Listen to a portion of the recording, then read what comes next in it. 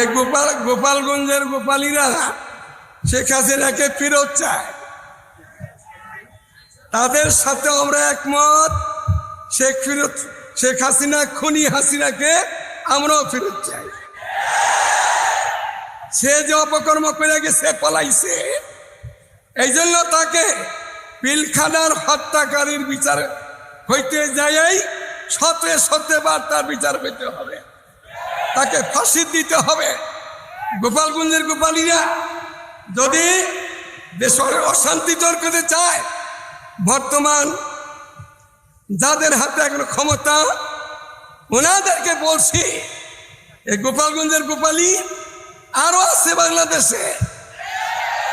এখন বিএনপির নাম ধরবে, বিভিন্ন সুরত ধরবে, এই সুরতগুলিকে পরিবর্তন করতে হবে। এই জালিমদেরকে চিহ্নিত করে বিচারের আওতাতে আনতে হবে।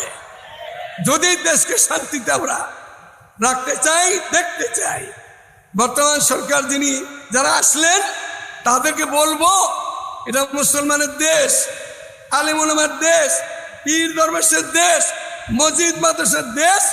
আপনারা ছাত্র জনতা থেকে সবাই শিক্ষা পাইছেন, আগামী দিনে যেন ছাত্রদেরকে বের হতে না হয়, তাহলে কিন্তু কাউকে ছাড় দেওয়া হবে না মাটিতে।